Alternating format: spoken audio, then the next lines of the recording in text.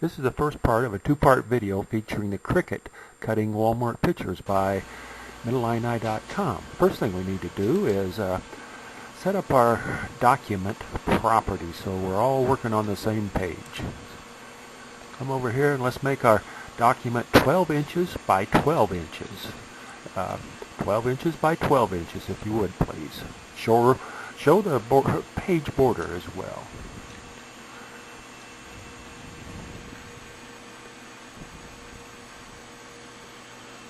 Okay. Next, we want to work on our we want our layers palette to be visible. So let's click here.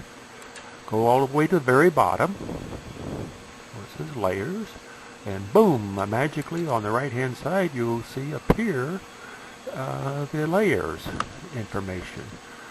Now it opens up pretty small, so let's drag it down so we got more room. Let's pull that baby down a little ways. Okay, you notice up there the first layer is called layer number 1. Surely we can do better than that. Let's make it active. Go back to our layers.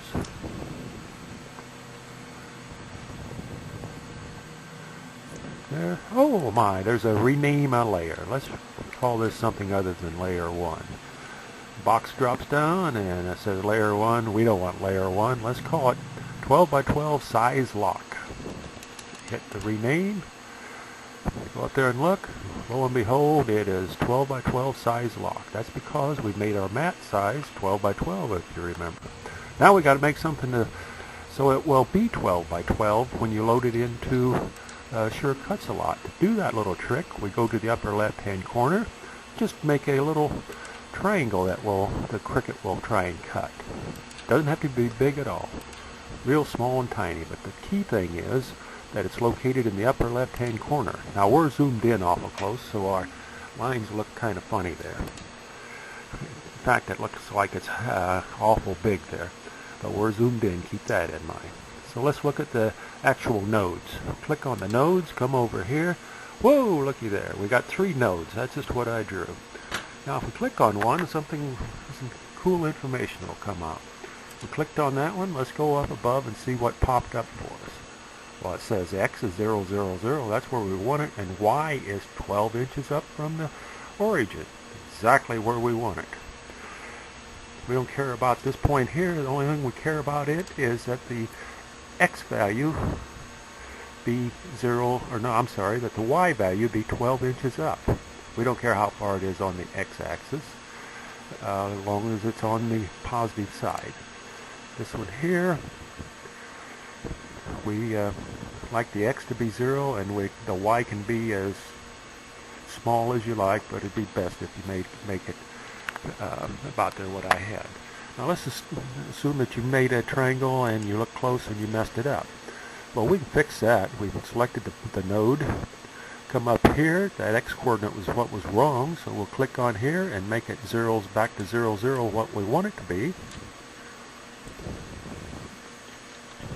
Our 0, 0 in there, hit an enter or click some other place, come down and look, and it's corrected it for us. It's probably more than you wanted to know, but it's what we need to know. Okay, let's go to the lower right hand corner, draw another little triangle. Once again, positioning it such that it's on the 2 axis there. Now it's time to create a new layer, because those are the 2 ones that are going to make our mat 12 by 12 easy in the Sure Cuts a Lot. New layer here. We'll get an option to name it right off. Let's call it Picture Position and Size. We'll add that layer. Lo and behold, the magic of computers, there it is. Picture Position and Size. Now you notice I've locked the 12 by 12 size mat. What that means is I can no longer move those 2 triangles, nor can I reshape them in any way. That level, that mat, or that layer has been locked. You want to do that so that you don't get mixed up on what layer you're on and start working on a layer and screw it up and get everything mixed up. So let's lock that baby down. We'll be working up there in our picture position and size. So next we want to draw a triangle. Not a triangle, Robert, a rectangle. We want to draw a rectangle that is 4 inches wide, 6 inches long, like our Walmart pictures are supposedly to be. If you go up and look on their big sign, they say 4x6 is for 19 cents, right?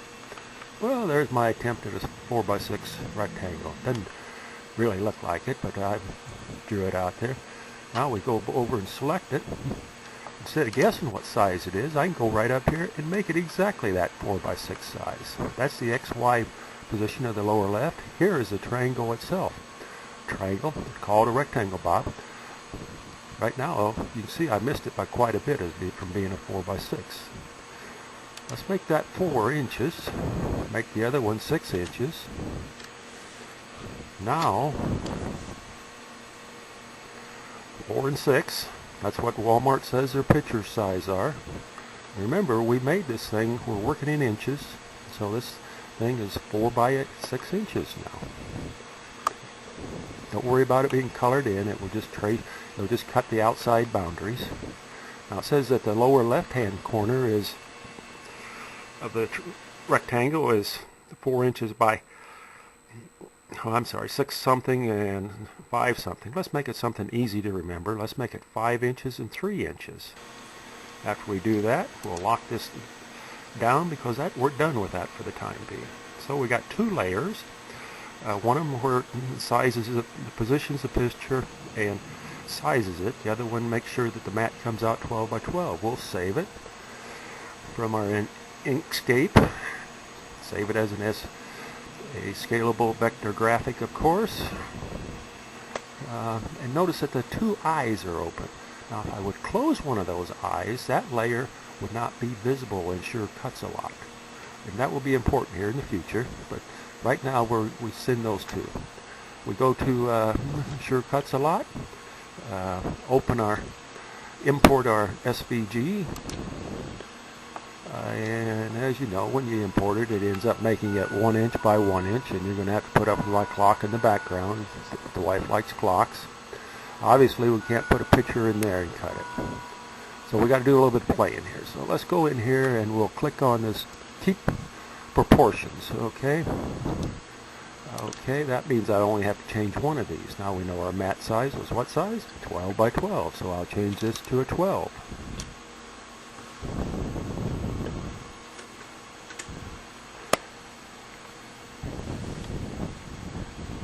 And when I do that, the other one changes automatically to a 12, and lo and behold, looky here.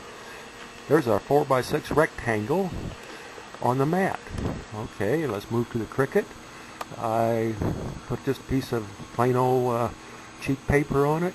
My mat is pretty well shot, so I tape it down with some blue painter's tape that I don't want, because I don't want this to move at all. After finishing cutting, I do not unload the paper. I just position it to where I can get to that 4x6 triangle, 4x6 rectangle. Pull the center page out. Now I got a 4x6 rectangle. I take the picture I'm going to cut from Walmart, slide it in snug into the lower right hand corner, and lo and behold, I take a look, and Walmart doesn't make their pictures 6 inches long like they say they do. They also don't make them 4 inches wide like they say they do, but they really err on the 6 inch dimension. Now we can't have that.